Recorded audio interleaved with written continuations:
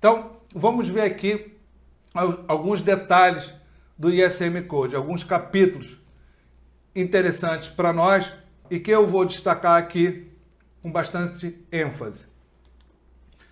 O capítulo 1 diz: os objetivos do gerenciamento de segurança da companhia devem avaliar todos os riscos identificados para os seus navios, pessoal e ambiente e estabelecer garantias adequadas, códigos, diretrizes, padrões aplicáveis recomendados pela organização IMO, administrações de bandeira, estados de bandeira, sociedades classificadoras e organizações industriais marítimas. Então, a gente vê que o risco, a avaliação do risco é o começo de tudo. Então, a gente tem que ter um levantamento desses riscos e tem que ver dentro do regulatório compliance como vamos minimizar esses riscos através dos códigos, diretrizes e padrões aplicáveis que a gente encontra no regulatório compliance. Capítulo 3. A companhia é responsável por assegurar que recursos adequados e apoio baseado em terra são supridos para capacitar pessoa ou pessoas designadas, DPA e comandante, para executarem suas funções. Então, aqui a gente tem a definição de duas entidades muito importantes dentro do regulatório compliance, dentro do ISM Code, que é o DPA, que é a pessoa designada, e o comandante. Então, na verdade, aqui já há uma definição do pessoal de terra. Qual é essa definição do pessoal de terra? Assegurar recursos adequados e apoio baseado em terra. Para quê? Para que o pessoal de bordo possa cumprir as suas funções. Então, esse capítulo 3 aqui define uma coisa muito importante, que é a responsabilidade, principalmente, do pessoal de terra, nesse ambiente todo do regulatório compliance e do ISM Code. Vamos ver agora o capítulo 5, que fala sobre a responsabilidade do comandante, que é uma prioritária autoridade e a responsabilidade para tomar decisões com respeito à segurança e prevenção da poluição para solicitar a assistência da companhia como possa ser necessário. Então, novamente, isso aqui está reforçando a autoridade do comandante, a responsabilidade do comandante, a atribuição do comandante, linkando, fazendo integração com o pessoal de terra. Então, a responsabilidade do comandante é a segurança e a prevenção da poluição do ambiente marinho. Então, segurança da embarcação, segurança das vidas que estão a bordo e prevenção do meio ambiente, isso é o regulatório compliance. Então, ele tem a responsabilidade de cumprir com o regulatório compliance e ele tem que solicitar à companhia, ao pessoal de terra, todo o apoio, todos os recursos necessários, como nós vimos aqui no capítulo 3, para que ele possa desempenhar as suas funções. Então, aqui a gente começa a ver uma divisão de águas, né? Que a gente vê aí na beira de cais, porque muitas vezes nós pensamos que a responsabilidade do compliance, do cumprimento do regulatório compliance, é do pessoal de terra. Não, não é. Então, se você vê aqui no capítulo 3 e no capítulo 5, está dizendo que não.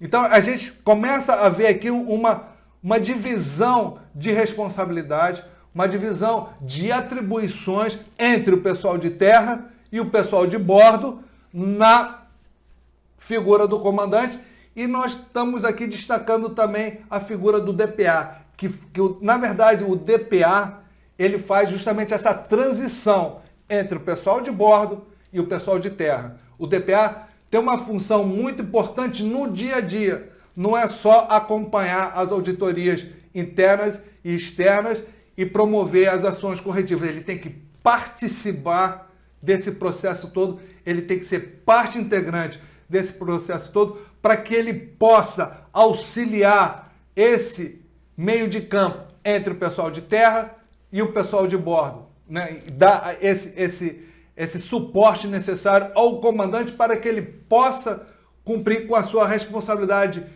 principal, que é cumprir com os requisitos do Regulatório Compliance. É assim que diz o ISM Code. É como está escrito. Capítulo 6. A companhia deve garantir que cada navio seja apropriadamente tripulado, de modo a abranger todos os aspectos da manutenção de operações seguras a bordo. A companhia deve assegurar que todo o pessoal envolvido no sistema de gerenciamento de segurança da companhia, que é justamente o ISM Code, que é o Regulatório Compliance, tenha um entendimento adequado das normas, regras, códigos e diretrizes relevantes. Então, aqui está dizendo o seguinte: tanto o pessoal de terra quanto o pessoal de bordo tem que conhecer o Regulatório Compliance.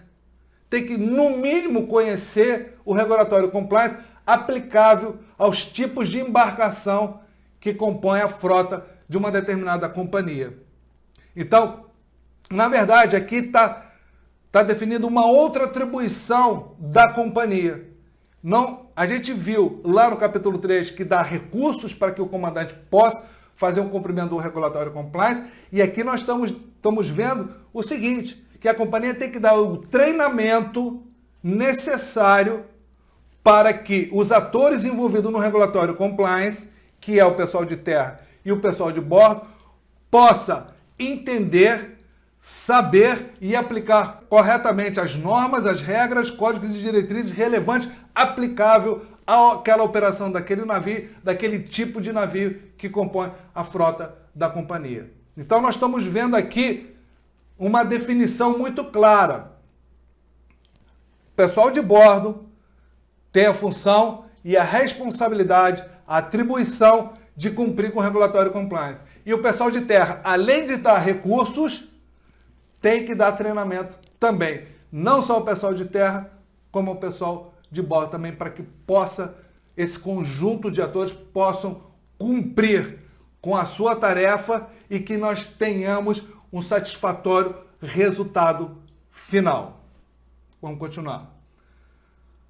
Capítulo 7. A companhia deve estabelecer procedimentos, planos e instruções, incluindo listas de verificação conforme o caso, para as operações de bordo essenciais relacionadas com a segurança do pessoal, navio e proteção do meio ambiente.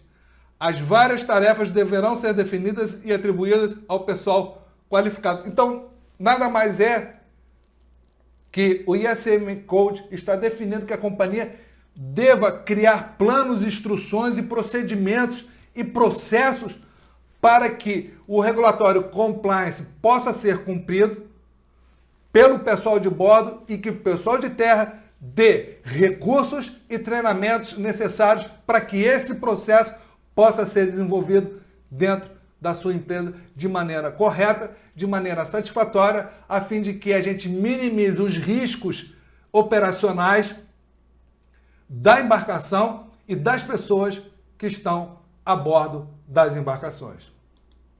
Capítulo 8.